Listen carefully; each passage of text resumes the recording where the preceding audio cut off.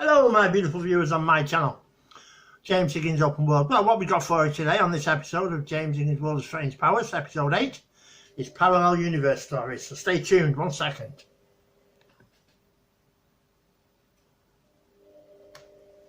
In 2009, a guy named James Richards was driving home from Turlock with his dog.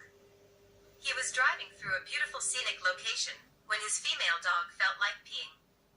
Soon after he let her female dog pee, he listened to a voice of barking. He followed the voice and saw his dog chasing a rabbit. While following them, he tripped and fell unconscious in the rabbit hole.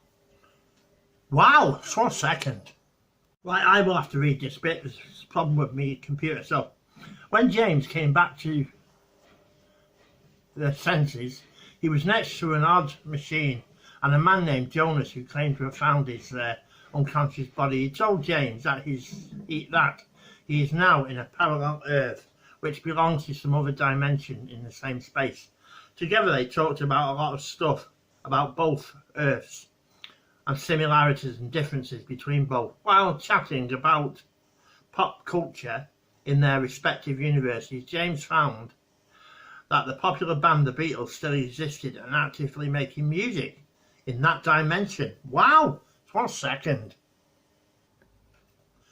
Richards managed to steal a cassette of the Beatles labelled Everyday Chemistry, which has songs that never existed in our dimension. He even uploaded the songs to a website and called it TheBeatlesNeverBrokeUp.com. Well, what do you make of that? Eh? That parallel universe story. Wow! Eh? 1 second. Just 1 second. Oh, well, here's the next story. I woke up and everything was somewhat different. Just 1 second. Just 1 second. When Lorena Garcia got up out of bed one day in the summer of 2008 in her apartment in Madrid, little did she know life was about to change in a bizarre way, and it began the very moment that she woke up. Her bed sheets were not the same ones that she remembered when she went to bed the night before. Initially she ignored it even though she was disturbed by the change, but this was only the beginning. More dramatic changes were yet to come. Just 1 second. Just 1 second. The drive to work was uneventful, but when she arrived she found out that she now worked at a different department in a different location in the same building. Her manager, whom she did not know and never met, somehow knew her. When she realized that she was no longer at the department that she had worked at for the past 20 years, she had to look at the company directory to find out where she was supposed to be. This event was so unsettling that she went back home claiming illness. Just 1 second. Just 1 second. If this wasn't weird enough, Lorena was about to be hit by another change that would be more personal. She had broken off a relationship about a half a year earlier, but now her boyfriend had no idea that this had happened, and it doesn't end there. For the past few months she had begun dating again with a man that was a local in her neighborhood, but when she tried to find him, he didn't exist.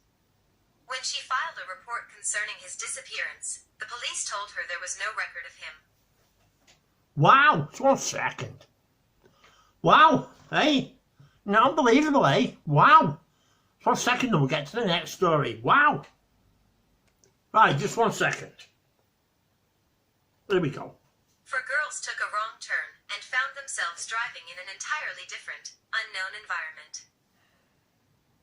The ladies had been driving on black asphalt in the desert, but after taking a wrong turn, they said, they found themselves driving on white cement, surrounded by green field and a lake.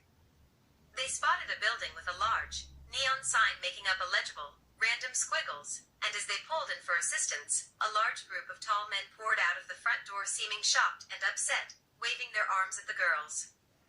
Then, the girls realized these tall men didn't even appear to be human, so they freaked out and drove off. While the girls were driving away, they noticed four peculiar, egg-shaped automobiles mounted on tricycle-style wheels were following them.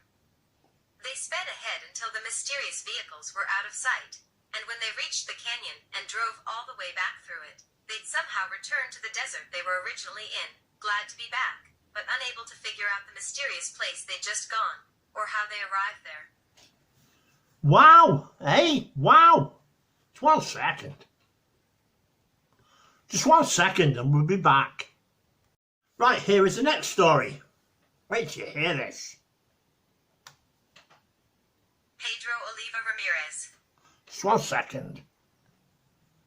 Here we go. At around 11 p.m. on November 9th, 1986, Pedro Oliva Ramirez claims he was driving from Seville, Spain to the town of Alcalá de Guadaira. Being no stranger to this trek, it came as a shock when he allegedly went around a curve and found himself driving on an unfamiliar, straight, 6-lane highway. He was surrounded by foreign structures and bizarre terrain. He felt a sensation of heat, while a chorus of voices rang out in the distance. One voice stood out among the others, telling him that he had just been teleported to another dimension. The cars around him, which passed at intervals of exactly 8 minutes, were outdated and either white or beige with dark, narrow rectangles for license plate. Wow! Just 1 second. Just 1 second. Here we go. After about an hour of confused driving, Ramirez found a turnoff to his left, where signs stood pointing to Alcabla, Malaga, and Seville. Ramirez began driving toward Seville, but when he stopped, he was astonished to find he was looking at his home in Alcalá de Guadaira.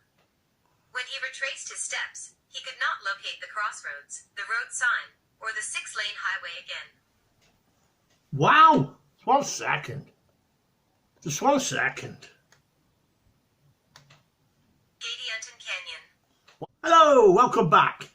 Right, here's another parallel universe story. Just 1 second, here we go.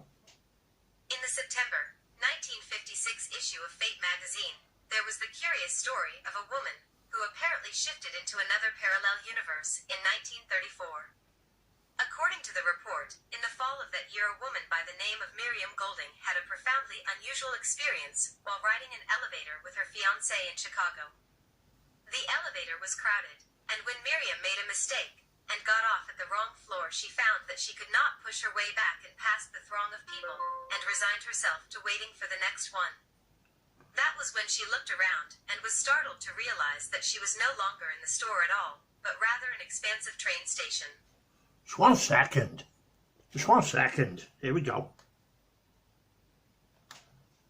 The enormous railway station she found herself in was allegedly bustling with fevered activity, with throngs of travelers rushing to their trains and booming announcements of arrivals and departures echoing through the air. There seemed to be no way this busy place could have any connection whatsoever to the music store she had been in moments before. The confused Miriam made her way to an information booth to ask where she was, but found that the woman working there completely ignored her, as if she weren't there at all. Perplexed, Miriam followed a series of signs pointing the way to the street outside, and she emerged out into a mild, sunny afternoon that seemed to be in the midst of summer rather than fall, in a place that was most certainly not Chicago. 1 second. Just 1 second. She wandered about in confusion, and noticed that everyone around her seemed to completely ignore her, and walk on by as if they did not even see her. At some point she claims that she saw a confused-looking boy standing in the sidewalk similarly being passed on by people who seemed to have no idea he was even there, and Miriam approached him wondering what was going on. The boy was able to actually see and respond to her, and looked in her direction, the first time anyone had acknowledged her presence in this strange, surreal place. As she approached, the boy seemed equally relieved that he was visible to Miriam, smiled slightly and purportedly saying, "I guess they let you off at the wrong stop too."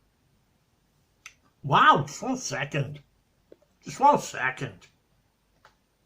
The two lost people walked together down the street in confusion, the whole time completely ignored by those around them, and the boy told Miriam of what had happened to him. He claimed that he had been playing tennis in Lincoln, Nebraska, in the United States, and had gone to the locker room to change his shoes. When he had gone back to the courts to play some more, he had found that the tennis courts that had been there moments before were now gone, and in their place was a huge train terminal, which had turned out to be the exact same station into which Miriam had enigmatically entered from the elevator. Wow, just 1 second. Just 1 second. The two allegedly kept on walking until they reached an open area that led to water, and over the waves they could apparently make out a sandbar with several women upon it chatting, and seeming to act as if nothing was beyond the ordinary.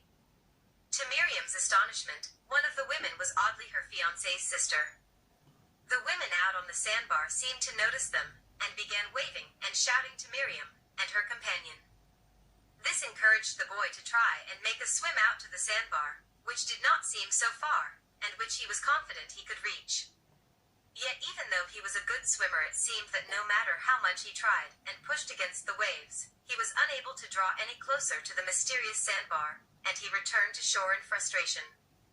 It was then that the sandbar supposedly suddenly vanished into thin air. Wow, just 1 second.